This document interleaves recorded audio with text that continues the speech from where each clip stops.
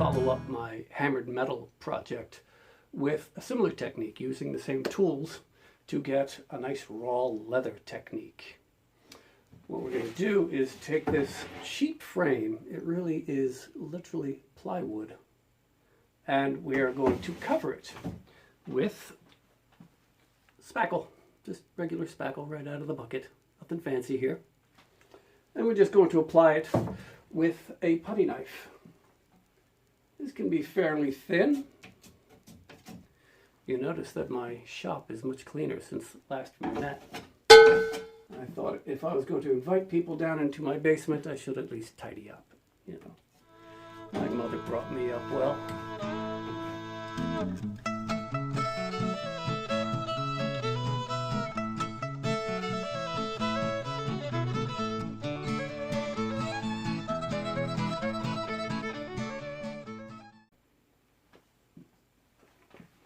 Just like icing a cake. All right, the next step is to just make sure your edges are clear, reasonably. And then just like with the hammered metal, we're going to take our stipple brush or our car washing brush. As long as it's flat on the top, it will work. And in up and down fashion, just go over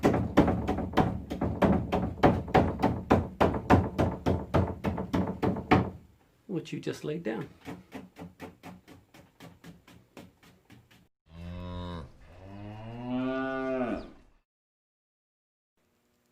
So be gentle with your sanding. This is just spackle, so be light. Just get it somewhat smooth, but you can still see texture.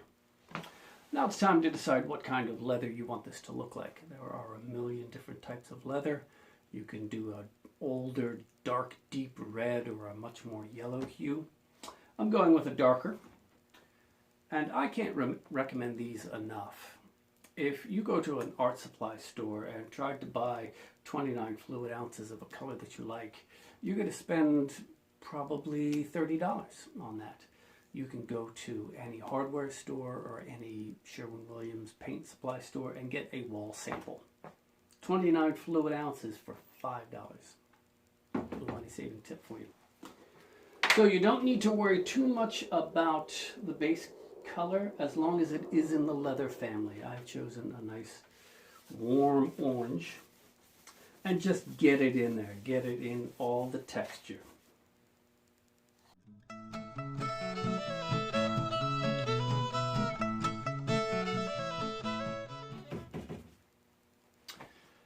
As a muralist and a faux finisher, I will often get a client that sees the beginning of the process and panics and thinks it looks awful. Of course it looks awful. This is only stage one of many stages. So don't panic, just keep working. That's good advice for life.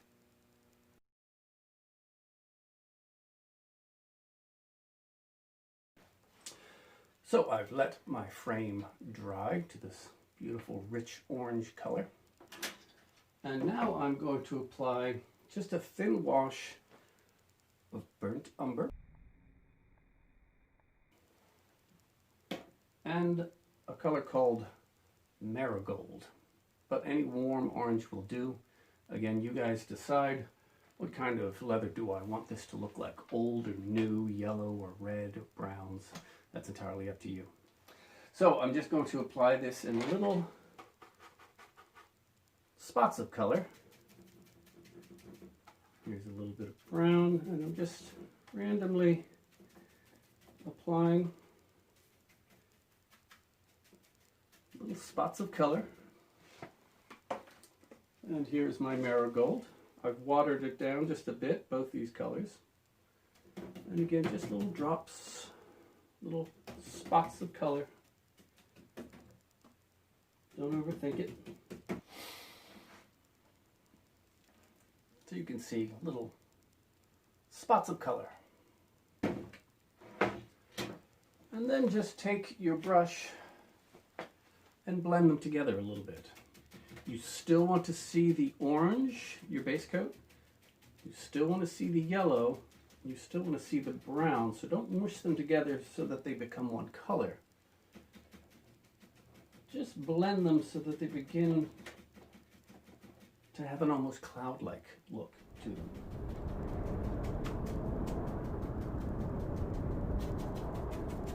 Get your sides, your edges.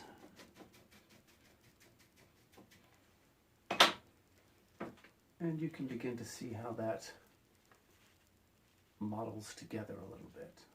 There's a much better angle. Doesn't look like leather yet, but it will.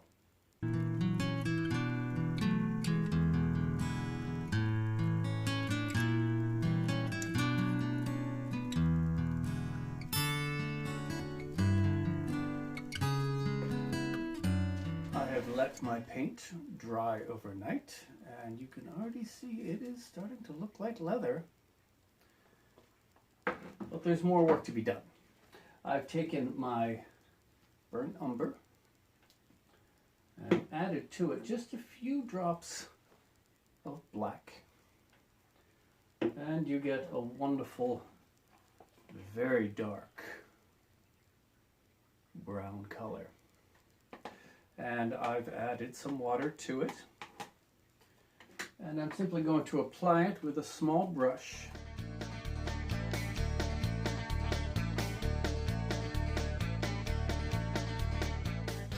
Before your black glaze has a chance to set up, just go over it with a rag and just pat. And this is really just to remove the brush strokes that are inevitably in there. And the glaze will sit down into the little crevices and really add to that effect of old leather.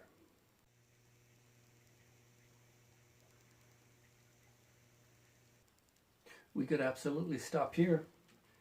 It looks like leather. Really lovely. But I'm going for a much older leather.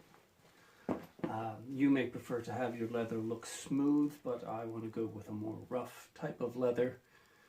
That's just my opinion, but I could be swayed. I'm going to take some plastic bags.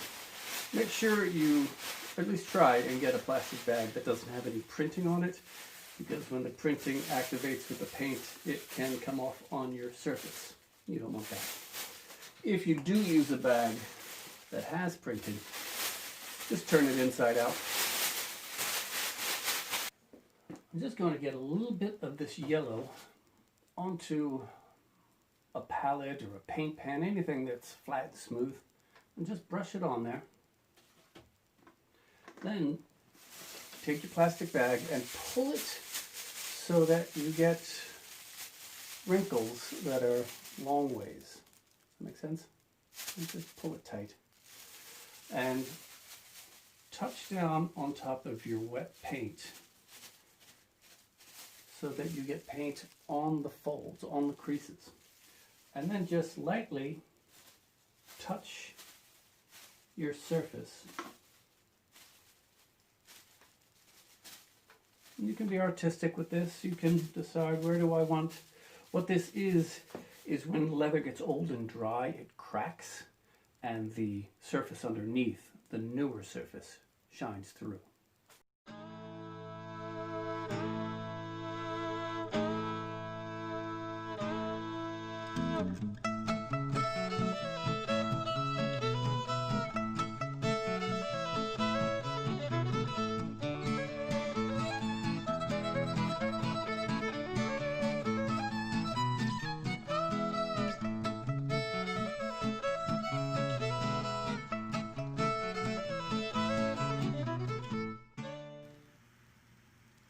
As you can see, I've added some metallic embellishments, which is just some wood trim here that I've added some nail heads to. These wonderful appliques can be purchased on Amazon. You would go to the millwork section and they have millions of these, and they're really affordable. And then I just went to another Amazon site and purchased a nameplate, which is also extremely cheap, and they will personalize for you anything that you would like to say. And again, super, super cheap. But as you can see, it looks very shiny not like an antique. And I do want it to look like an antique, so I'm going to add a little glaze on top of the metal. So for my antique glaze, I had just used some acrylic glazing medium and added earth brown and a touch of black. So you get a very dark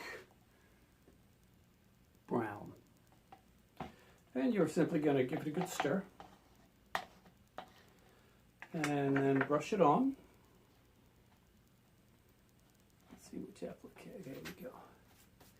And just get in all the crevices. Make sure you really get in there. And it's okay if you get a little bit on the leather. We want the antique glaze to look like old metal and dirt that has oxidized a bit, and it would get onto the leather as well. So don't worry about getting down into the leather. Just really get it in there. And then you would just take a shop towel, any lid-free rag will do, and then just buff off on top, leaving it in the crevices.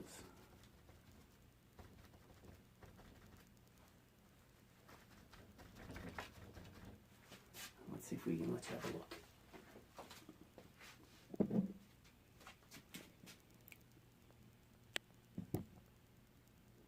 There you go.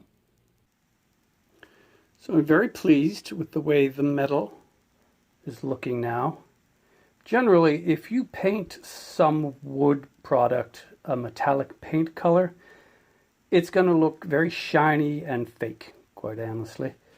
But if you add a little bit of glaze, it really makes it pop. You see that? Even the actual metal here, it helps to add just a little bit of glaze to give it some dimension.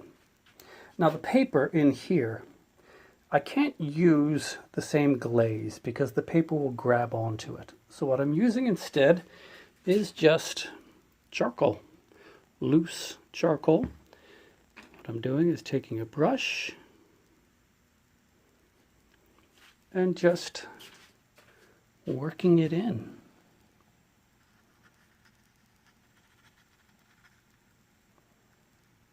All the way along the edges and much more in the corners. And then you give that a nice blow and it really adds to that antique look.